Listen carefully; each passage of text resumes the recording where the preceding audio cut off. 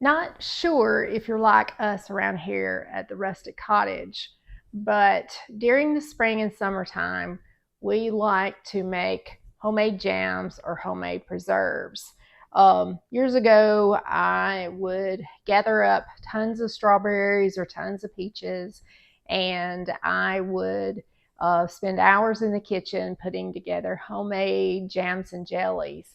I love doing that. I still love doing that today, but found a little shortcut that I like to use, especially the night before I get up and I make some homemade biscuits and fix breakfast. But to just, put together a quick version of a non-pectin strawberry jam. I had some strawberries in the refrigerator earlier, and I had chopped them up and put them on wax paper, froze them, and after they had been frozen for about 24 hours, I slid them in Ziploc baggies, freezer bags, and placed them in the freezer so that I could quickly just pull them out and use them. The first thing when I decide to make some strawberry jam for the following day is I just pull out a quart of strawberries, being 4 cups. So if you'll store your strawberries in the freezer in quart freezer bags, you can just dump up a whole bag and you're ready to make this quick little recipe. There are only 3 ingredients to this recipe, and we're going to start off with a little bit of lemon zest.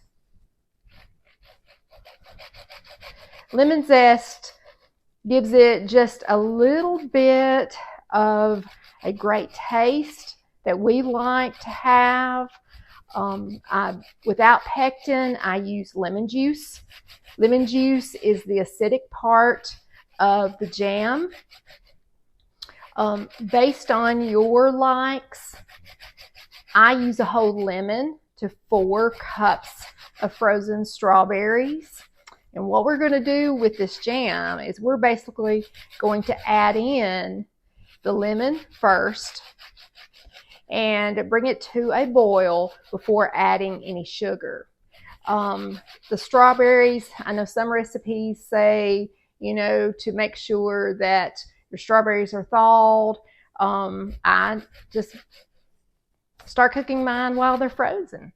And anyway, just get you a little bit of that zest. And next, I'm just going to cut my lemon in half.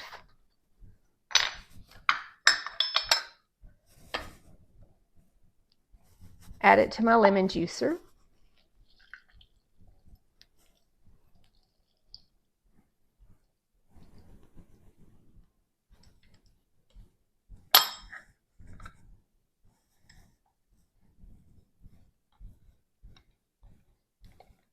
I like to have recipes where I sort of know how to dump things in.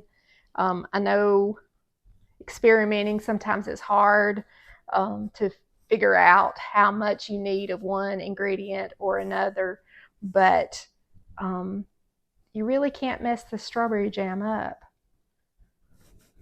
We have some blackberries that have finally come on our bushes, and we're excited, and I can't wait to make some blackberry jam just like this.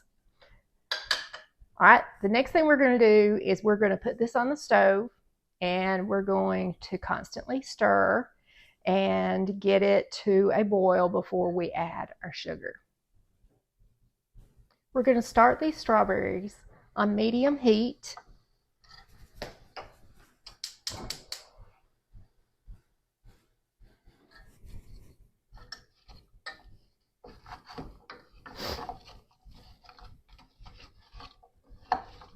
And you're going to stir constantly and bring it to a rolling boil.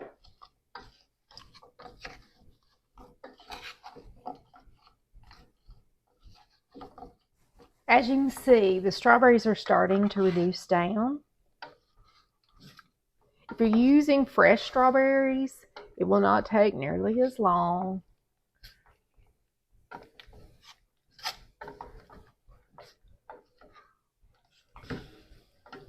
Keep your heat at medium. You do not want to raise your heat any higher as you're cooking your strawberries. Some people use a nonstick pan when they're fixing their jams. I found my stainless steel pans are just fine with what I do as far as making jams. But if you're using anything like stainless steel, be sure that you're constantly stirring at all times. Now, whether you like your strawberry jam in whole pieces of strawberries or you like to have them mashed, some people use like a potato masher to get a certain consistency. Some people use a blender to actually reduce down the fruit content of the strawberries. We actually prefer having just whole strawberries that I had cut in half and to go along with homemade biscuits. I have a 2-ingredient biscuit that I make for us that uses self-rising flour and heavy whipping cream. So those 2 ingredients, and I will add that recipe below as well, along with the jam recipe for you to follow along. But this is something good that you can always do the night before, or even sometime, during the week if you're planning on having, company over for the weekend. This holds very well in the refrigerator. You'll pour it up just in a regular small quart canning jar, and it holds in the refrigerator for quite some time. Matter of fact, we eat it before, it would even turn to sugar. And as you can see, while I'm stirring, the strawberries are continuing to reduce down. And you want to bring this to a rolling boil before we add the sugar. Now, I will say this. I use 4 parts strawberries to 2 parts of sugar. So with 4 cups of strawberries, I'm going to add 2 cups of granulated sugar. Now, you can, reduce. I have made it before when we were watching our sugar where I did not use nearly as much. But to me, it's just your preference, basically.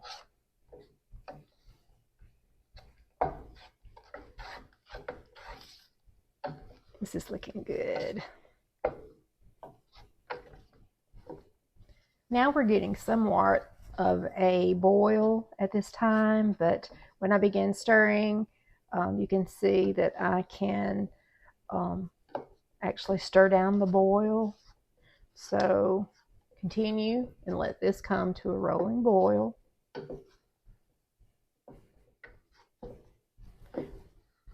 For those of you that want to use a sugar alternate, you can. I know that we keep around our household a Splenda stevia that we use many times. And I know that when you begin measuring any type of stevia like the Splenda Natural, that it is the same part stevia as far as the same as the sugar. So if you're going to use a cup of sugar, you can use a cup of the stevia in there. All right, I think we're at a rolling boil now because I cannot stir down the boil. I'm going to add in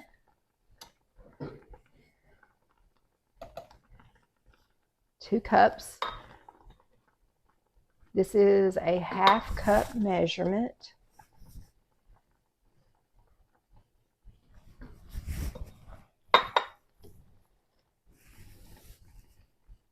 May only add in right now a cup and a half, and we're going to get this started.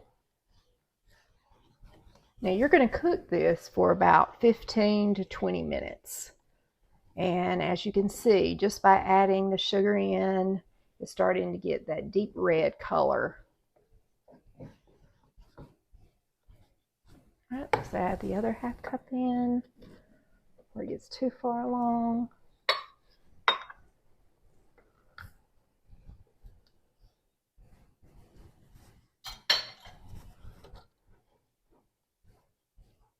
Okay.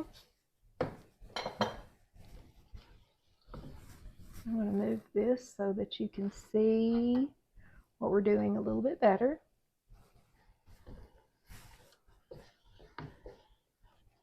These strawberries are just so sweet already. We'll probably find out that the 2 cups of sugar is going to make these strawberries even way sweeter than we normally have. We have a strawberry farm that is close to our home that have big, juicy, gorgeous strawberries. I have a strawberry bed that I've started that has continued to grow over the last 3 years, but it doesn't produce enough strawberries yet for me to make like cobblers or jams or different things of that sort.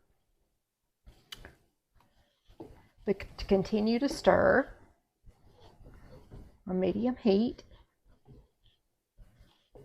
and what I'm simply going to do is I'm going to come back once it's close to time so that you're not having to watch me stir the whole time, and we'll see how it's coming along. All right, I'm going to let you see how it's beginning to boil, and you can notice that there is a film that forms on top. Now, I'm not real big about removing a lot of the film. I will say that it does make a good little topping if you have vanilla ice cream, and if you want to scoop that part off once you get your strawberry jam made, then you can add that to another little jar and have it as a treat as well. Don't ever get rid of all of your stuff. I've not found that foam does anything really weird. It just tastes good. Okay, it's been cooking for about 10 minutes. And even when we had half strawberries, the consistency is reduced down some as far as the strawberries themselves. I just like having a big bite of strawberry on a piece of toast or on a homemade biscuit in the morning time.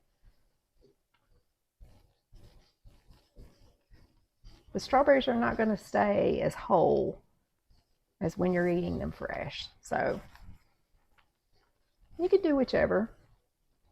You can mash them, you can puree them, you can put them in a food processor and get them even a finer consistency before making your jam, but it's just your preference, whatever you like. I'm going to cook this for another 5 minutes to see how it's doing, to see if we need to continue cooking for the full 20 minutes, and I'll get back with you. Okay, it's been 15 minutes. And for those of you that like to use a candy thermometer to see the temperature when you're making homemade candies, jams and jellies are pretty much a lot like that. And you're looking for 220 degrees.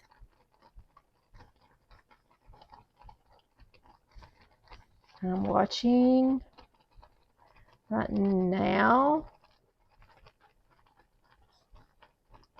Right now we're right at 200 degrees, so we're going to let this cook just a little bit longer. I don't think I'm going to need to let it cook for the full 20 minutes. We're just going to try it for just a few more minutes and see how well that it does. It's going to be fantastic with a homemade butter biscuit in the morning. All right, I'm going to stick it back down. and see what temperature. So I'm stirring around. It's right at 210 degrees. So I think about another minute. And as you can see, when I'm trying to get the jam off of the candy thermometer, it was already starting to set up just a little bit. So let's cook it down just one more minute. And I think 18 minutes is going to do it for these strawberries. You'll notice I used a wooden spoon. In using sugar and acidics together, it just seems like the rule of thumb has always been to use a wooden spoon. All right. Altitude is also very important when you're making any type of jelly or jam or candy, as it is with baking. I like to bake, and it's just important to know if you live in a higher altitude or a lower altitude. So today it's been very rainy outside. So making jam, I haven't ever noticed anything as far as it not gelling up the way it needs to. All right, we're going to take this off the stove and we're going to remove a little bit of the film and get our jelly up in our jar. I'm going to ladle up some of this foam, put it in a jar so it could be used for later on.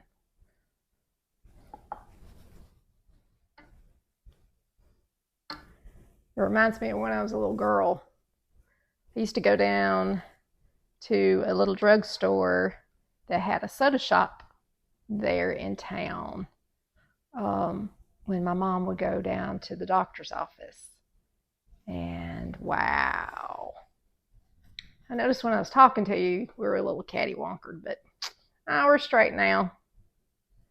But down at Prince's Drugstore, they would have strawberry sundaes. Oh my word. Some of the best sundaes you have ever had. The vanilla ice cream would sit in the prettiest little dish, and right on top they would put a straw. It looked like a homemade strawberry syrup. I'm sure back in that day it was. We're talking about the 1970s when a lot of different treats were all homemade, whether you went somewhere like a drugstore to a ice cream shop or if it was there at home when your mom made it. All right, I think that's got all of that. Now I'm going to pour up what we're going to use tomorrow for breakfast.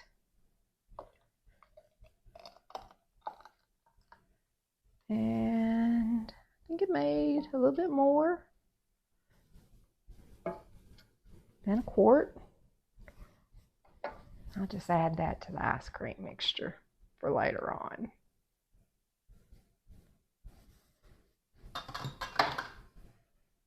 Now look how beautiful that is.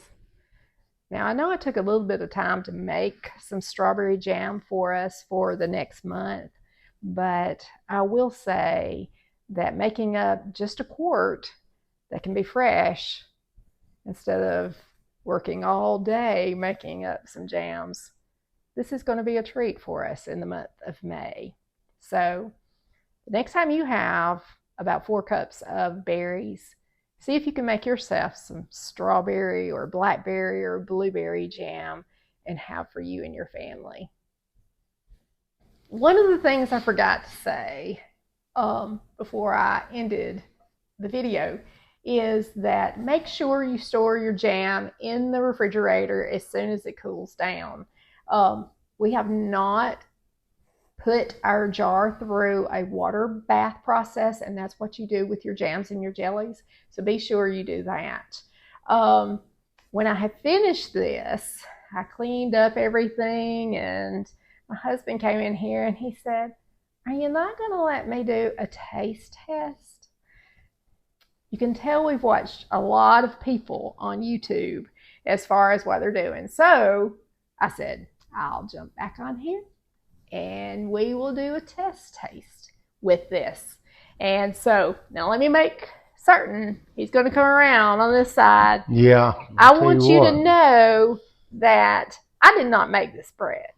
This bread came from a farmer's market in Section, Alabama, where the Amish have a store there, and they have all kinds of baked goods. They have canned goods, they have vegetables, they have strawberries, they have all kinds of things. Now, my strawberries came from Maggie Valley Farms, but he's in the kitchen now. Yeah. To do a taste test. Yeah, I smelled something cooking, and I tell you what, and then gonna keep me from tasting it? Ain't happening. I tell you what. You're going to get to taste the test. Let's do a little test drive here and see if this stuff's worth eating. Now, this is not even cooled down, and it's at a thick consistency. So it smells good. It does smell good. I'm going to use the jam we were going to use on the vanilla ice cream. And I looked in the freezer to see if we had any vanilla ice cream for him to do the taste test. No vanilla ice cream. So I knew I had this bread that I had picked up today when we went up, and I thought this would be the perfect opportunity for him to do a taste test using the strawberry jam. Now be careful because... yeah, it'll all run out on you. Yep. That's good. That's real good. You made this, didn't you? Boy, you done a good job. I have video to prove that. Oh, I know you did. I know you did. So you don't make your stuff and not invite me. So how would that be with a little bit of peanut butter on it? Peanut butter and jelly. More fattening. A little bit more protein. It'd be good. It'd be good. I thought it would be good. So you like it? I was getting hungry anyway. I figured you were. Let me finish all this. Well, no, we don't have a dog to throw it to. No, that's right. Is it good? It's good, folks. All right. This girl can cook now, I'm telling you. It's proven. Strawberry jam. So get you some strawberries and get busy making you up a little jam. That's right. Let your husband taste it too. Do not keep it from him. It's not right. Keep peace in the family. Feed your husband, and everything will go good. And we love you. I'm really worried when Nick sees. Oh, we're not telling Nick. Whatever you do, do not show this to Nick. We can't. Nick is our son. Sure. And he lives about an hour from us. And I can see us losing this jar of strawberry jam. We're locking that down, putting a lock on it. You're going to give him this one? I'm not giving him nothing. I done broke his plate and run him off. Y'all have a good one. This is great. You've done a good job. Thank you.